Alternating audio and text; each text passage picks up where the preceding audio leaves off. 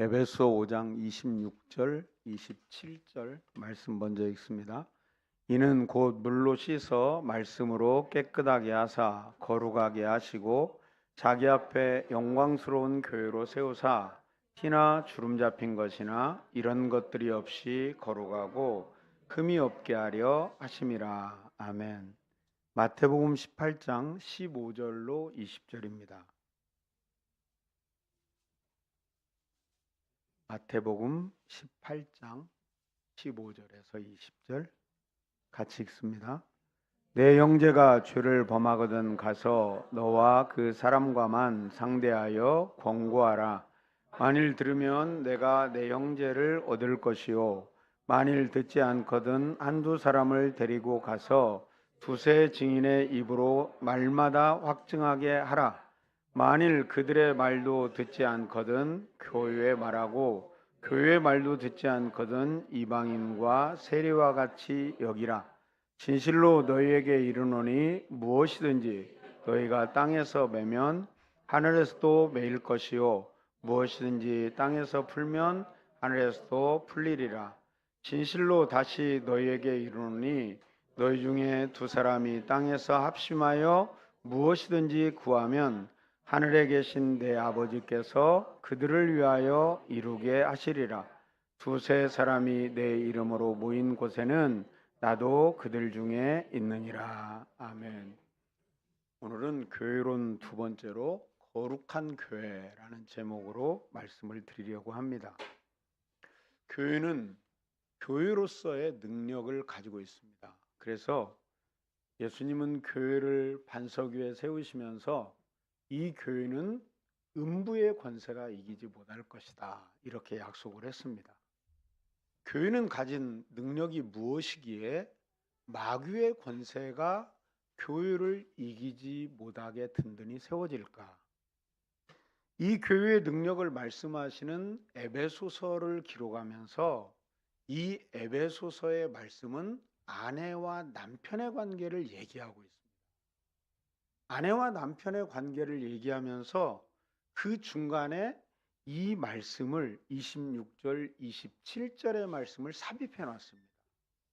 그런 의미에서 교회의 기초가 남편과 아내의 됨의 기초와 같은 것인가?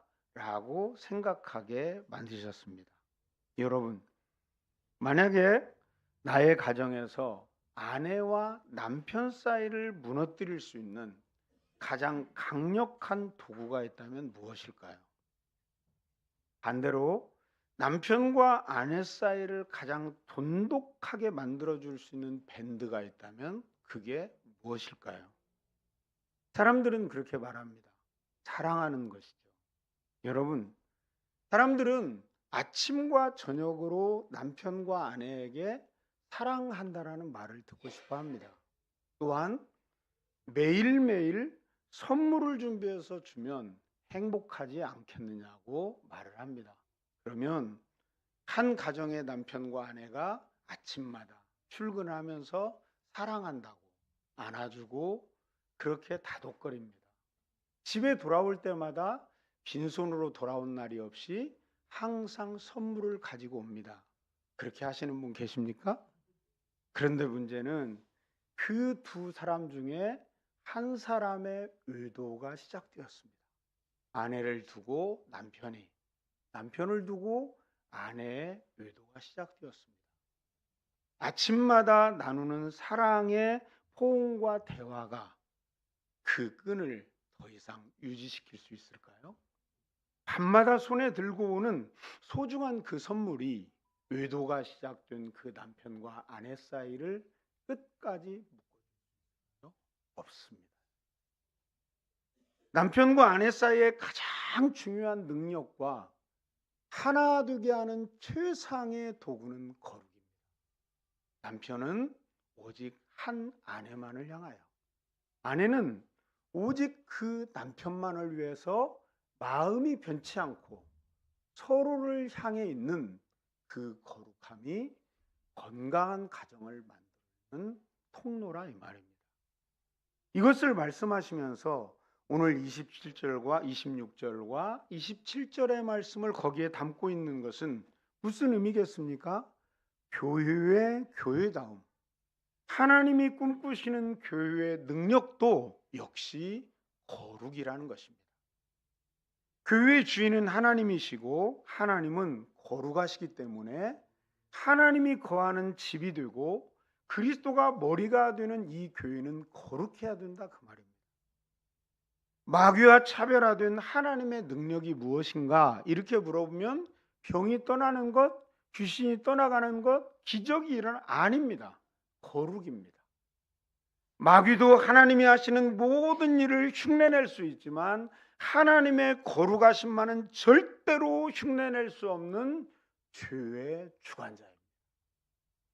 그래서 교회에서 하나님은 온갖 은사와 역사가 나타나도 그 교회의 교회다움은 거룩에 있다, 이렇게 말씀하시는 거예요. 여러분, 좋은 예가 있습니다. 고린도 교회입니다. 고린도 교회는 고린도전서 12장에서 14장까지 우리가 깜짝 놀랄 만한 은사들을 소개하고 있습니다. 그 말은 이 교회에 그러한 능력이 나타났다, 그 말입니다. 믿음의 은사, 귀신이 떠나가는 은사, 병이 고쳐지는 은사, 능력을 행하는 은사, 방언과 예언과 통변과 그리고 지식의 말씀과 지혜의 말씀, 사람을 바라보면 투시가 되어지고 그 사람 속에 있는 생각이 무엇인가를 드러낼 수 있는 어마어마한 능력을 가진 고린도 교회였는데 그 교회는 계속 싸움이 멈추지 않아요. 파벌이 생기고 파벌을 중심으로 계속 싸움질이 이어졌습니다.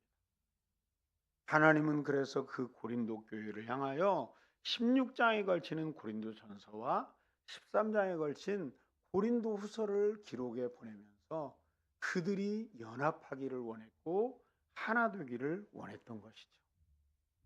여러분, 더 나가서 마태복음 7장 21절에서 23절에도 하나님의 의중을 정확하게 보이시는 말씀을 이렇게 전해주고 있습니다.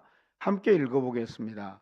나더러 주여 주여 하는 자마다 다 천국에 들어갈 것이 아니요 다만 하늘에 계신 내 아버지의 뜻대로 행하는 자라야 들어가리라. 그날에 많은 사람이 나더러 이르되 주여 주여 우리가 주의 이름으로 선지자 노릇하며 주의 이름으로 귀신을 쫓아내며 주의 이름으로 많은 권능을 행하지 아니하였나이까 하리니 그때 내가 그들에게 밝히 말하되 내가 너희를 도무지 알지 못하니 불법을 행하는 자들아 내게서 떠나가라 하리라. 아멘. 여러분, 이 사람들이 지금 주님 앞에 뭐라고 합니까? 나는 주님의 이름을 붙들고 살았습니다, 그 말입니다. 주여 주여. 사람들이 그렇게 주여, 무슨 일을 하다가 주여 이렇게 부르잖아요. 그러면 누가 보아도 저 사람이 예수를 잘 믿는 사람인가 보다 이렇게 생각을 하죠. 그뿐만 아니라 그는 주의 이름을 가지고 선지자로 하나님의 말씀을 전하기도 했고 주의 이름으로 귀신들이 떠나가기도 했고 주의 이름으로 많은 능력을 행했다라는 겁니다. 그런데 주님이 정작 나는 걔를 몰라 이렇게 말씀. 나 걔 모른다. 주님이 이렇게 말씀. 그 이유가 뭐냐면 불법을 행하는 자였다.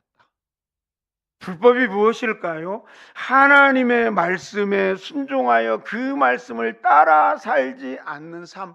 하나님의 사람이었다면 당연히 하나님의 말씀에 입각한 삶을 살아야 되지만 그는 능력도 나타나고 역사도 있었지만 하나님의 사람은 아니었다.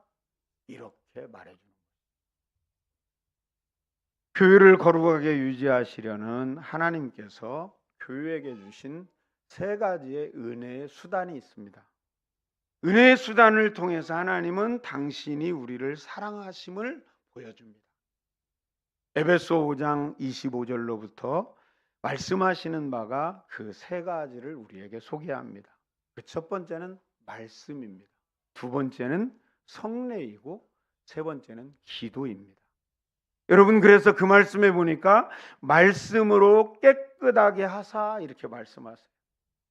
하나님의 말씀으로 깨끗하게 하사, 우리가 하나님의 말씀을 듣고 하나님의 말씀을 읽고 하나님의 말씀을 묵상할 때 우리 안에 일어나는 변화가 무엇이냐면, 그 말씀이라는 다림줄 기준 앞에서 나의 회개할 부분들이 드러나는 거죠. 죄인 줄 모르고 살았던 것이 죄로 드러나는 거예요. 그러면 우리가 어떻게 해요? 하나님의 사람이라면 당연히 자백하고 회개하죠. 여러분, 하나님의 말씀 앞에 설 때마다 여러분과 저의 허물과 죄가 드러나는 은혜가 있기를 바랍니다. 말씀은 우리를 책망하고 교훈하고 바르게 하고 의로 교육하기에 유익하다라고 디모데후서 3장 16절 이하에 봐요. 우리는 말씀의 은혜가 오늘 되게 좋았어. 목사님 말씀 들으면 너무 좋았어. 오늘 성경 읽다가 너무 감동했어.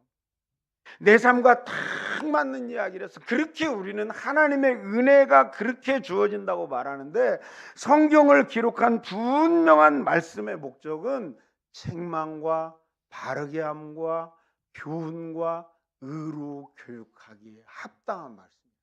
그러면 그 말씀 앞에서 우리가 어떻게 된다라는 거예요? 잘못 가던 사람이 고쳐진다 그 말이에요. 못된 생각을 하던 사람이 바로잡아진다 그 말이에요. 불법을 행하던 사람이 하나님의 법 가운데로 돌아오게 된다 그 말입니다. 이게 은혜의 수단이 쓰여지는 현장인 거죠. 그래서 여러분, 요한복음 15장 2절과 3절에는 이렇게 말씀하세요. 무릇 내게 붙어있어 열매를 맺지 아니하는 가지는 아버지께서 그것을 제하여 버리고, 무릇 열매를 맺는 가지는 더 열매를 맺게 하려 하여 그것을 깨끗하게 하시느니라. 내가 일러준 말로 이미 깨끗하여 졌느니니. 아멘. 여러분 보십시오. 나무가 열매를 맺지 않아요. 그러면 그 나무를 살펴보면 그 나무가 아파요. 벌레들이 덕지덕지 붙어 있고, 그 벌레들이 그 줄기와 가지와 잎사귀를 상하게 해요. 마땅히 건강한 나무가 건강한 뿌리에서 영양분을 쫙쫙 빨아 올려서 새로 난 가지에 열매가 맺게 해야 되는데, 그 몸이 아프니까 열매를 맺을 힘이 없어요. 일단 병을 찾아내고 병을 죽여야 그 나무에 열매가 맺힐 수 있기 때문에 그것을 깨끗하게 하는 것이 우선되는 것이죠. 하나님은 우리에게 열매를 맺게 하려고 우리를 깨끗하게 한다, 그렇게 말해요. 그런데 그 깨끗함이 무엇으로 된다고요? 내가 너희에게 일러준 말로 깨끗하여 졌다, 이렇게. 여러분, 하나님의 말씀이 여러분의 영혼육을 날마다 새롭게 하기를 주의 이름으로 축복합니다. 여러분을 깨끗하게 하는 것이죠. 두 번째 은혜의 수단은 물로 씻어 깨끗하게 라고 말씀합니다. 물로 씻는다라는 말을 우리는 교회에서 성례라 이렇게 말해요. 성례에는 세례와 성찬이 들어있어요.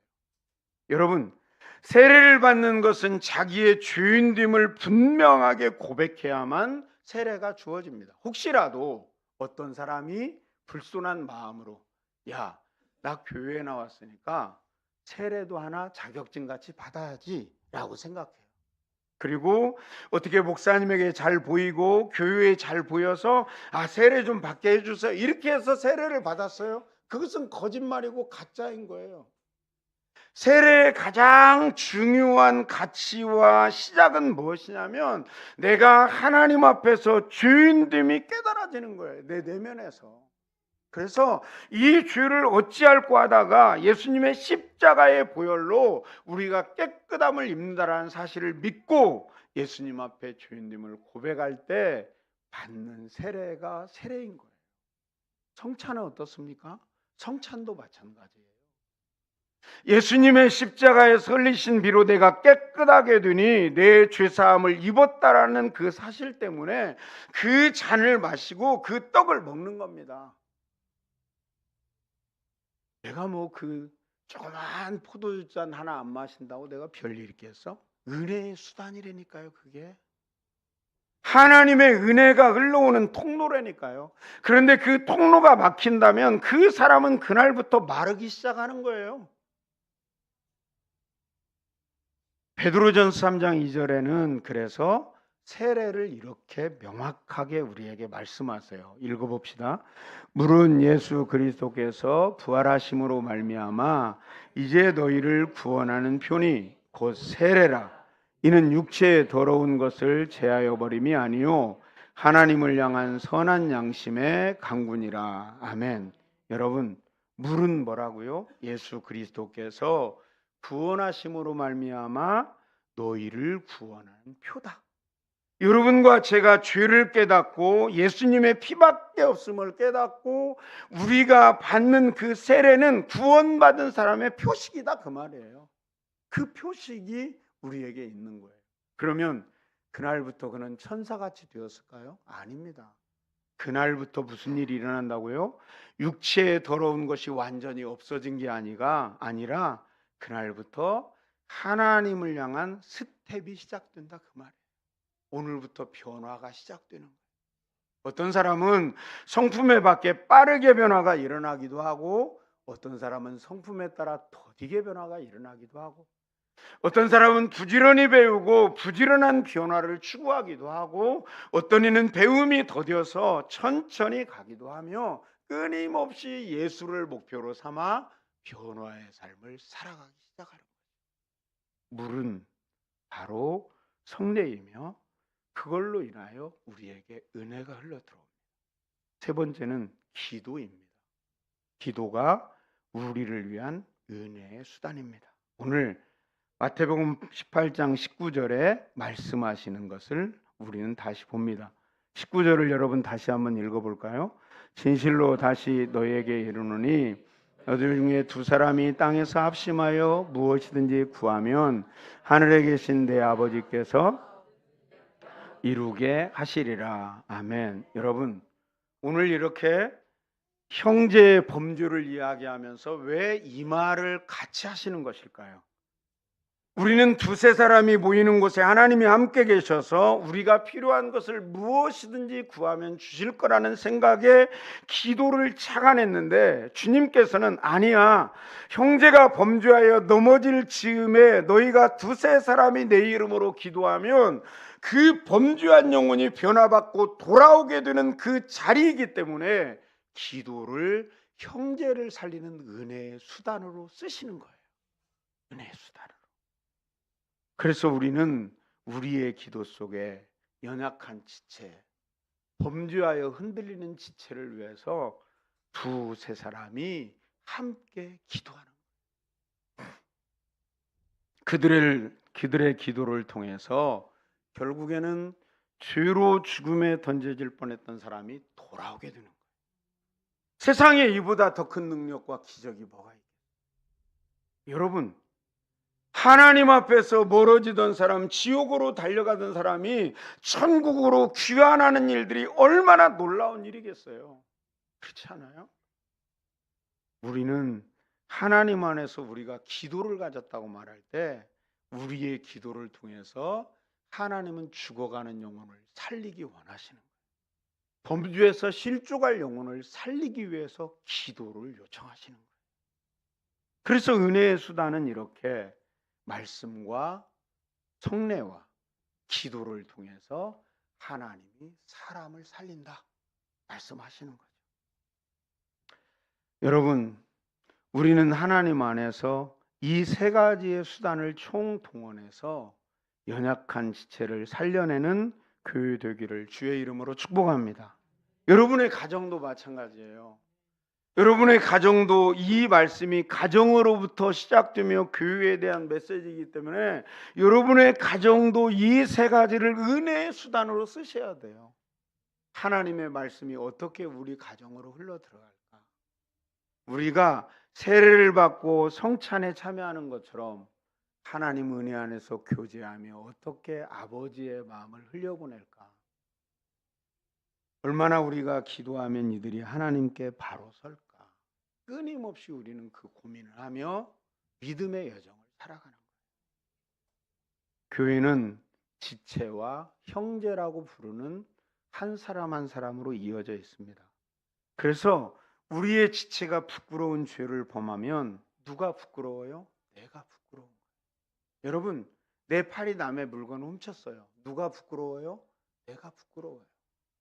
내 발이 가지 않아야 되는 길을 갔어요. 발이 부끄러워요? 내가 부끄러워요. 내가 부끄러워요. 교회 한 지체가 부끄러운 일을 했습니다. 범죄하는 일을 했습니다. 그러면 누가 부끄러워요? 교회가 부끄러워요. 여러분, 요즘 매스컴에서 많은 교회의 약한 부분들을 드러내서 전 교회가 다 그런 것처럼, 연약한 실족한 목사님을 드러내서 모든 목사님들이 그런 것처럼, 교회 한 지체가 잘못한 것을 예수 믿는 모든 사람이 잘못한 것처럼 그렇게 말합니다.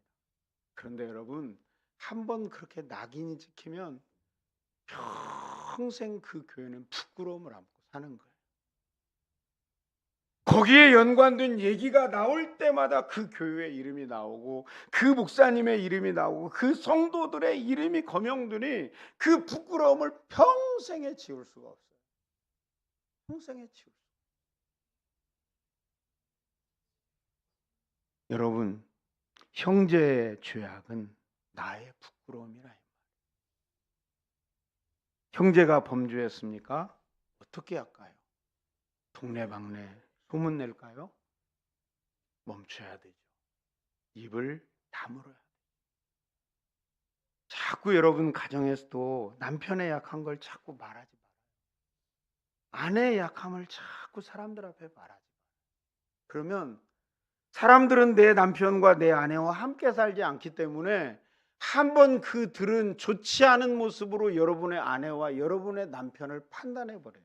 아, 그 사람 나쁜 사람이구나. 남편도 그렇게 말하는 나쁜 사람이네. 아내도 그렇게 말하는데 그 사람 나쁜 아내이네. 다 그렇게 말해. 그러면 그 사람은 더 좋은 것이 훨씬 많은데 그렇게 잘못된 사람으로 호도되어서 사람들 앞에 설 때 부끄러움을 당하는 거예요. 여러분, 부끄러운 아내를 데리고 사는 남편 행복합니까? 부끄러운 남편을 데리고 사는 아내는 행복합니까? 부끄러운 아버지와 어머니를 모시고 사는 아들과 딸은 행복합니까? 행복하지 않아요. 우리 자신의 부끄러움이잖아요.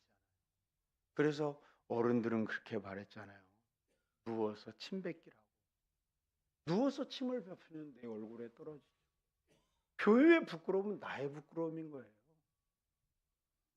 그럼 어떻게 할까요? 주님은 오늘 이 본문에서 그렇게 말씀하세요. 그에게 찾아가 너와 그 사람만 상대하고 권고하라, 이렇게 말해요. 교회는 이런 사람들이 많아야 됩니다. 교회 직분자를 세우는 이유가 있다면 이런 겁니다. 우리가 다 함께 만날 수 없지만 한 사람 한 사람이 만나다가 권사님이 그 말을 들었으면, 그 행동을 보았으면 그 사람에게 홀로 찾아가서 그를 따뜻한 심령으로 온유한 마음으로 권면하는 겁니다. 그렇게 살면 하나님의 사람이 아니지. 나와야지. 안수집사님을 세우면 그런 일을 하라고 세우는 겁니다. 우리 교회가 큰 일을 하면 얼마나 큰 일을 하겠습니까? 한 사람이 구원을 얻고 생명을 얻는 것보다 귀한 일이 있겠습니까? 천하보다 귀하다. 우리가 그 일을 하는 거예요. 온유한 심령으로 그를 이해하고 왜 그런 잘못을 했을까? 왜 그런 연약함 속에 살았을까? 왜 그 길로 갈 수밖에 없었을까? 우리도 깊이 기도하고 공감하는 심령으로 그를 권면해 주라. 교회는 이런 성도들이 많아야 좋은 교회입니다. 그래야 그런 교회 안에 들어온 성도들도 행복해지는 것이죠. 우리 모두가 지금 이런 준비를 하기 참 좋은 구조 속에 있습니다. 그 많은 숫자 속에 서로가 다 보일 만한, 반목하거나 뒤에서 뒷담화하고 하지도 않은 말을 부풀려서 추측하고 퍼뜨리는 것이 아니라, 내가 개인적으로 만나서 따뜻한 심령으로 그에게 잘 권면해야지.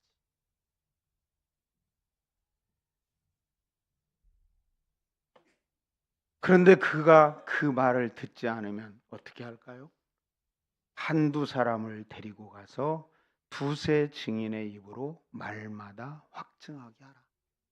섣불리 정죄하거나 판단하지 말라 그 말입니다. 함께 두세 사람이 가서 권면하면서 그의 말을 잘 듣고 이 사람이 이래서 범죄했구나, 이래서 실족했구나, 이래서 어려웠구나 하는 것을 잘 듣고 다시 권면하라는 거예요. 다시 권면하라는 거예요. 그들의 말도 듣지 않아요. 그럼 교회에 대해서 말하라. 교회에게 말하라. 여기에서 교회란 한 사람 잘못한 범죄한 사람을 강대상에 세워놓고 성토하는 인민재판을 말하는 게 아니에요. 아니면 개인적인 악한 감정을 가지고 그를 공격하는 것도 아니에요. 교회라 이렇게 말할 때는 장로교회 헌법 제9장에 교회와 정치에서 치료에는 당회와 노회와 총회가 있다 이렇게 말씀합니다. 당회는 목사와 장로로 구성된 치료회입니다. 네. 잘 판단하고 잘 확인하라 그 말입니다. 목사는 치리와 설교를 맡고 장로는 치리를 맡아서 함께 그 당회가 조금 연약하고 범죄한 사람, 마음을 돌이키지 않는 사람, 권면을 듣지 않는 사람을 데려다가 그가 그 말을 잘 듣고 하나님 안에서 변화되도록 도와주라 그 말입니다. 세상에서 세상이 교회 아래에 있는데 그것을 모르고 교회에서 힘든 일을 세상의 법정에 다 가지고 다. 얼마나 부끄러운 일이에요. 교회가 부끄러운 일이에요. 그것도 듣지 않으면 그때는 이들을 이방인과 세리처럼 취급하라. 이방인과 세리다 그 말이 아니라 이방인과 세리처럼 취급하라. 여러분 그 말은 구원 없는 자 같은 시각으로 보라는 거예요. 여러분 세상 사람들은 구원 없으니까 세상이 중심이 되어 인생을 살겠죠. 그러면 그런 시각과 그런 수준으로 그를 대하라 그 말이에요. 그런 사람을 우리가 어떻게 대해요? 우리 교회 안에 있는 형제는 우리가 잘 못해도 밖에 나가서 한 사람 구원하려면 여러분이 얼마나 했어요? 차도 사주고 반찬이라도 만들면 갖다 주고 좋은 것 있으면 나눠주고 내가 뭐 도와줄 거 없나 생각하며 돕기도 하고 세상을 향하여 우리가 그렇게 애쓰잖아요. 여러분 남편과 아내에게 잘 못하는 일도 그렇게 하잖아요. 그러니까 여기에서 그들을 이방인과 세례처럼 취급하라 그 말은 그들에 대해서 우리가 다른 시각으로 이제는 보고 그들이 하나님께로 돌아와 하나님 나라의 권면과 권유를 듣고 하나님의 사람으로 설 수 있도록 도와주라니. 그래서 헌법상에도 7위의 단계를 이렇게 몇 가지로 정해놨어요. 첫 번째는 권계라고 봐요. 한 사람이 찾아가서 권면하는 그런 권. 두 번째는 견책이에요. 하나님 말씀이 이렇게 되어 있으니까 그렇게 살면 안 돼. 견책하는 거예요. 세 번째는 근신하는 거예요. 유기, 무기의 근신이에요. 기한을 정하든지 기한이 없든지 사역을 멈추는 거예요. 네 번째는 수찬 정죄, 은혜의 수단인 성찬에 참여하지 못하게. 우리는 생각해요. 뭐 이거 우리 못하게 하면 다른 교회로 가지. 군포의 교회가 얼마나 많아. 이렇게 생각하는데 우리는 형제라 그 말이에요. 가족이라 그 말이에요. 그러니 조금 힘이 들어도 내가 잘못된 것이 있으면 마음을 바꾸고 새롭게 변화를 받아야죠. 왜 범죄한 형제를 위한 돌이킴을 위해서 이렇게 온 힘을 기울이고 그 다음은 기도를 명하실까요? 사람은 범죄할 수 있으며 범죄한 형제를 치료하는 것은 쫓겨내는 것이 목적이 아니라는 거예요. 우리에게서 분리해내는 것이 목적이 아니라는 거예요. 어떤 참담한 죄를 저질렀어도 그를 끌어안고 형제로서 세우는 것이 목적이라는 거예요. 그러니 우리의 책임이 막중하죠. 막중해요. 7위는 내팽개치는 게 아닙니다. 호되게 내가 생각하는 대로 회초리를 때리는 게 아닙니다. 여러분, 자녀들을 어릴 적에 키울 때 회초리로 징계를 해본 적 있습니까? 저는 어릴 적에 딸들을 키우면서 회초리를 때려보니까 그리고 굉장히 반성이 되더라고요. 왜 그랬냐면 회초리를 들을 때 아버지의 마음에 분노가 담기더라고요. 여러분, 그 분노라는 거품을 완전히 빼고 오직 하나님 아버지의 마음으로 다 그만큼의 힘과 그만큼의 강도로 자녀를 책망할 수 있습니까? 항상 사람의 분노와 욕심과 거품이 그 안에 들어가더라고요. 그리고 사과했어요. 미안하다. 내가 화가 났다. 여러분, 이 일이 얼마나 귀중한 일이고 얼마나 거룩한 교회를 꿈꾸시는 하나님의 의도인지 몰라요. 그래서 마태복음 18장 8절과 9절엔 이렇게 말합니다. 읽어봅시다. 만일 내 손이나 내 발이 너를 범죄하게 하거든 찍어내버리라. 장애인이나 다리 저는 자로 영생에 들어가는 것이 두 손과 두 발을 가지고 영원한 불에 던져지는 것보다 나으니라. 만일 내 눈이 너를 범죄하게 하거든 빼어내버리라. 한 눈으로 영생에 들어가는 것이 두 눈을 가지고 지옥불에 던져지는 것보다 나으니라. 여러분, 우리 몸이 성한 게 얼마나 좋습니까? 그런데 하나님의 나라에 들어가지 않고 지옥불에 들어가게 된다면 차라리 네 지체를 하나를 잘라내라는 겁니다. 장애자로 천국에 들어가는 게 낫지 지옥에 가는 게 낫겠냐 그 말입니다. 하나님은 우리 안에서 거룩하고 흠없는 교회를 꿈꾸십니다. 그것이 사단을 대적할 유일한 능력이라고 말씀하시는 것입니다. 자, 이렇게 교회를 세워가는 우리는 어떨까요?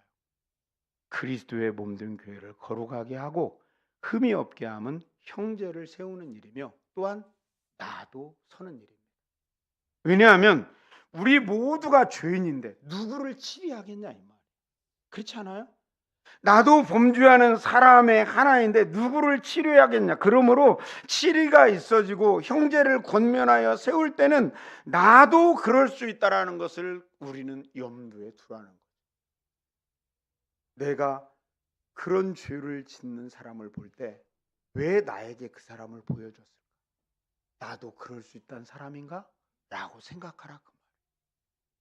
내가 도둑질하는 사람을 보았어요. 그러면 나도 도둑질할 마음이 있는 사람인가? 하나님이 경고하시는 메시지 같이 내가 들으라는 거예요. 간음하는 그 사람을 보았을 때 나도 그럴 수 있는 사람인가? 나를 돌아보란 얘기. 그렇게 자신을 세워가야 된다. 그래서 갈라디아서 6장 1절에 이렇게 말씀하세요.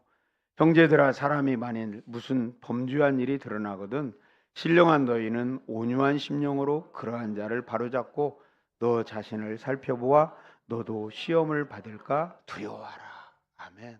여러분, 사람은 범죄합니다. 사람은 악한 일을 할 수밖에 없는 죄인된 삶을 삽니다. 그러나 나도 그럴 수 있다라는 가정을 놓치지 마십시오. 그리고 우리는 항상 우리 스스로 시뮬레이션을 해가야 됩니다. 뭐라고? 내가 아끼고 내가 소중히 여기던 형제가 범죄했을 때 나는 어떻게 도와줄까? 내 마음속에서 화가 치밀어 오를 때 나는 어떻게 그 화를 다스리고 그를 어떻게 도와줄까?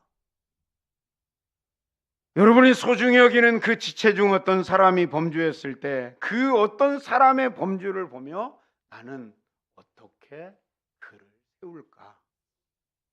우리는 적어도 교회에 나올 때 삶에서 우리 속에 그것을 한 번 더 미리 작동해 보는 거예요. 여러분의 자녀가 범죄할 때 여러분은 어떻게 하시겠어요? 화가 나겠죠. 화가 날 겁니다. 속상할 겁니다. 그것을 참아내며 그 마음을 다스리는 것은 너무너무 어려운 일일 겁니다. 그리고 그 정죄된 마음으로 그를 바로잡는 것은 더 어려운 일입니다.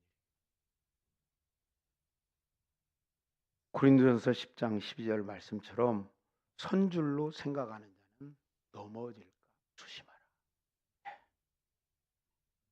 하나님은 신령한 너희는 온유한 심령으로 그러한 자를 바로잡고, 신령이란 무엇이냐면 온유한 심령으로 상대방을 마음에 품을 수 있는 게 신령이라는 거예요. 다 보여.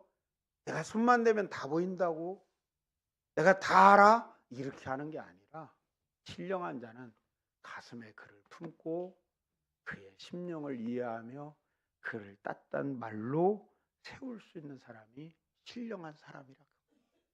여러분, 능력 있는 교회, 능력 있는 성도, 거룩하고 흠이 없는 교회와 성도로 여러분과 저가 함께 세워져 가기를 바랍니다. 연약하고 범죄한 형제를 바라볼 때 여러분의 분노를 다 가라앉히고 그가 왜 그렇게 할 수밖에 없게 되었는지를 깊이 들여다보며 그를 가슴에 안고 기도해주고 그를 세우는 하나님이 기뻐하는 교회로 우리가 함께 서가는 은혜가 있기를 바랍니다. 우리 함께 찬양 드리고 같이 기도합시다.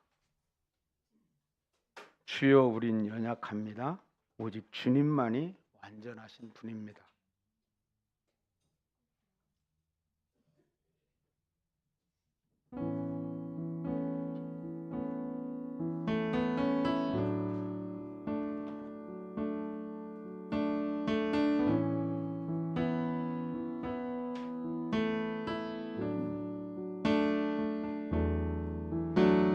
주여, 우린 연약합니다. 우린 오늘도 힘겨워합니다.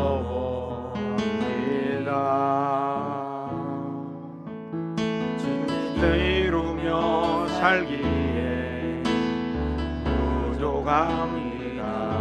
우린 연약합니다. 주여, 우린 넘어집니다. 주여, 우린 넘어집니다. 오늘 하루도 실수합니다.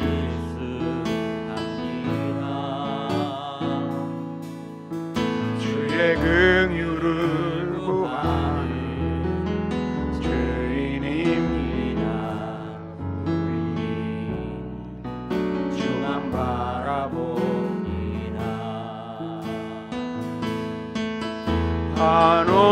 한없는 주님의 은혜 온 세상 위에 넘칩니다. 가릴 수 없는 주 영광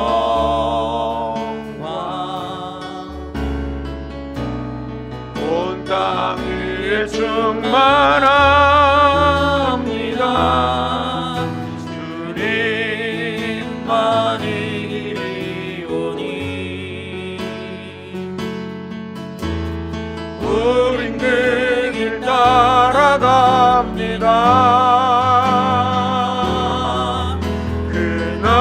그날에 우릴 이루신 주는 완전합니다. 한없는 주님의 은혜, 한없는 주님의 은혜 온 세상 위에 넘칩니다. 가릴 수 없는 주 영광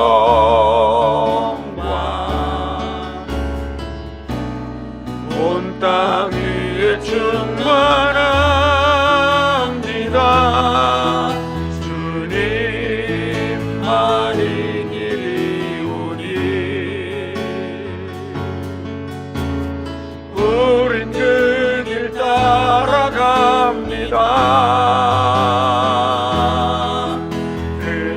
그날에 우릴 이루신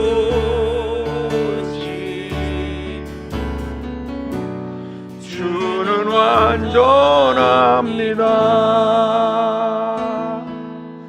여러분, 우리가 그렇게 하나님께 기도합시다. 우리는 날마다 연약합니다. 우리는 또 날마다 넘어집니다. 그리고 또 다시 일어나려고 힘겨워합니다. 주님만이 완전하니 주의 이름 부를 때 우리를 죄에서 건져주시고 우리를 사하여 자유롭게 하여 주옵소서. 우리도 누군가의 연약함과 죄악을 보고 마음 상하고 화가 나고 정죄하는 마음이 여러분 안에 남아있다면 주님처럼 우리도 그를 품고 중보하고 그 죄에서 자유케 되도록 내가 권면하고 중보하겠습니다. 하나님 앞에 우리가 주여 3번 부르고 그렇게 간절히 통성으로 기도합시다. 주여 주여 주여. 하나님 아버지 감사합니다. 우리는 참 연약합니다. 우리는 그리고 자주 넘어집니다. 우리는 그리고 그 넘어짐에서 한 번 더 일어나려고 힘겨워합니다. 아버지 하나님, 주님의 뜻을 이루며 살기에는 너무나 부족합니다. 하나님 아버지, 긍휼을 베풀어 주시기 원하고 기도를 드립니다. 아버지 하나님, 나를 불쌍히 여겨주시기 원하고 기도를 드립니다. 십자가의 그 사랑으로 다시 한번 붙들어 일으켜 주시고 아버지 하나님, 더 이상 그 죄에 넘어지지 아니하고 연약함에 갈등하지 아니하도록 아버지 도우시길 원하고 기도를 드립니다. 아버지 하나님, 내가 바라본 형제의 연약함, 형제의 죄악 때문에 분노하고 정죄하고 진말을 하고 분리하던 마음들을 회개합니다. 하나님 용서하여 주시기 원하고 기도를 드립니다. 아버지 하나님, 주의 이름으로 그를 가슴에 품고 기도하고 그들을 위해 아버지 하나님 일하시도록 간구하며 하나님 아버지 앞에 그들이 세워지도록 이해하는 심령으로 권면하여 세울 수 있는 하나님의 사람 되기를 원하고 기도를 드립니다. 하나님 아버지, 우리는 할 수 없지만 성령님 일하여 주시고 주님의 십자가의 보혈과 그 사랑을 기억하면서 우리가 마땅히 형제를 세우고 자매를 세우고 이 교회를 거룩한 주님의 공동체로 세워가도록 하나님 일하여 주시기 원하고 기도합니다. 우리의 가정이 그렇게 거룩해지도록 기도하기를 원합니다. 아버지 하나님, 우리가 서 있는 곳마다 우리가 속한 모든 공동체마다 하나님의 일하심을 기대하고 하나님의 영광스러운 얼굴을 구하고 하나님 거룩하고 흠없게 되는 교회를 소망하며 하나님 앞에 나가는 저희들이 되기를 원합니다. 주님, 그렇게 영광 받으실 교회, 음부의 권세가 이기지 못할 거룩한 교회로 날마다 성도들 한 사람 한 사람이 세워지도록 인도하여 주시기를 원합니다. 여러분, 다시 한번 우리가 기도할 때 교회 가운데 은혜의 수단으로 주신 말씀과 성례와 기도를 통해서 우리도 넉넉히 이겨가고 교회도 그 은혜의 단절됨이 없이 하나님 은혜를 공급받고 날마다 새 힘을 얻도록 하나님 우리에게 은혜의 통로가 막히지 않기를 원합니다. 한 번 더 하나님 앞에 기도합시다. 하나님 아버지, 우리가 하나님 앞에 살아가는 날 동안에 하나님의 은혜의 통로의 밸브를 막지 않기를 원하고 기도를 드립니다. 하나님 말씀 앞에 설 때마다 내 연약함이 보이게 하시고 나의 부족함이 드러나게 하시고 나의 죄악됨이 드러나게 하여 주시기 원하고 기도를 드립니다. 말씀 앞에서 변화를 받아 새로워지는 은혜가 있기를 원합니다. 아버지 하나님, 세례와 성찬 앞에서 매일매일 내가 새로워지기를 원하고 기도합니다. 아버지 하나님, 그 떡과 그 잔을 마실 때마다 내 영혼 육안에 주님의 사랑이 채워지고 내 속사람이 새로워지는 은혜가 있기를 원하고 기도합니다. 주님, 그렇게 우리 속에서 새롭게 하실 전능한 하나님을 찬양합니다. 주님의 영광이, 주님의 나라가, 주님의 뜻이 그렇게 이루어지도록 아버지 하나님 일해 주시기 원하고 기도를 드립니다. 아버지 하나님, 우리가 기도 시간을 가지고 하나님 앞에 기도할 때마다 거룩하고 흠없게 세워지는 은혜가 있게 하시고 하나님 앞에서 우리의 허물도 드러나고 지체의 연약함을 용서하고 용납하며 은혜로 세울 수 있는 축복의 통로가 되게 하여 주시기 원합니다. 아버지 하나님, 그렇게 성도들 한 사람 한 사람을 아버지 하나님 열방의 빛교회를, 이 땅에 거하는 조국의 교회들을 하나님이 그렇게 구별하여 세워주시기를 원합니다. 주님이 그렇게 일하여 주옵소서. 여러분, 마지막으로 한 가지만 더, 이번에는 조용한 소리로 여러분만 알아들을 수 있는 목소리로 그렇게 고백합시다. 지금, 혹시 어제 여러분이 용서할 사람을, 여러분에게 잘못된 사람을 가슴속에 품고 화가 나고 속이 상하고 그를 생각하면 아직도 마음이 편치 못한 사람이 있다면, 여러분이 오늘 나를 용서하신 주님 앞에 그를 풀어주십시오. 내가 마음에서 그를 풀어놓겠습니다. 내가 그를 풀어놓아 자유케 하도록 하겠습니다. 여러분이 혹시라도 어떤 지체의 연약함을 보고, 범죄함을 보고, 사람들과 함께 그의 잘못된 것을 말을 섞고 추측하고 확장하여 그를 불행하게 만든 그런 기억이 난다면, 하나님 앞에 다시 한번 회개하고, 하나님, 내가 그에게 용서를 구하고 그가 세워짐을 위해서 내가 중보자로 살겠습니다. 하나님 앞에 그렇게 여러분 목소리로, 여러분만의 가슴 속에 그렇게 말하며 기도드립시다.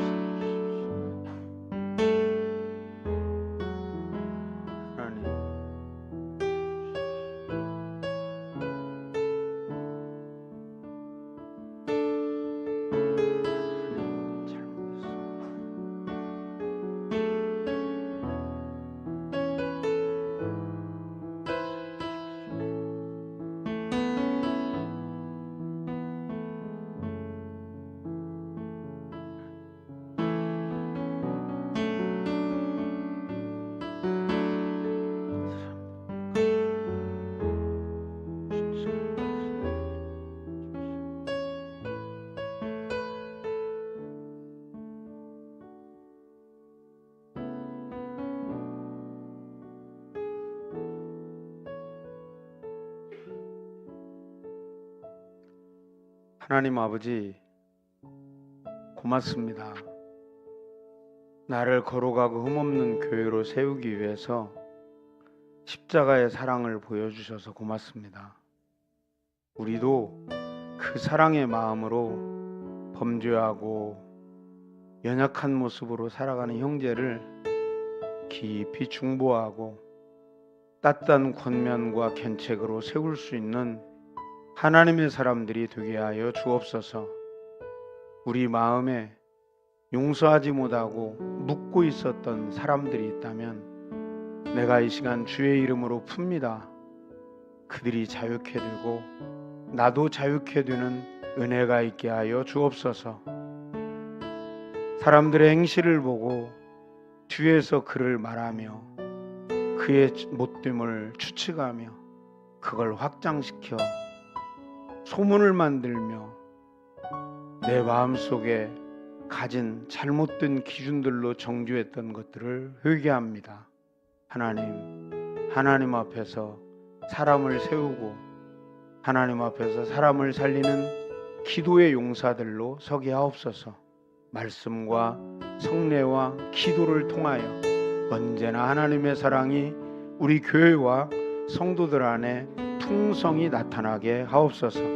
특별히 칠순을 맞는 우리 박경석 집사님을 건강으로 지키시고 복되게 하시고, 아버지 하나님 또 김효경 집사님의 어머니의 팔순에 귀한 딸을 복되게 하시어서 영혼육이 날마다 강건하고 하나님의 기쁨 드는 삶을 살아내게 하옵소서. 이제는 우리 주 예수 그리스도의 은혜와 하나님 아버지의 크신 사랑과 성령님의 돌보시고 인도하시는 역사가 오늘 주님의 마음으로 거룩하고 흠없는 교회됨을 꿈꾸는 성도들 머리 위에, 가정 위에, 자녀 위에, 생업 위에, 교회와 민족 위에, 열방의 선교사님들의 사역 위에 지금부터 영원까지 함께 있을지어다. 아멘.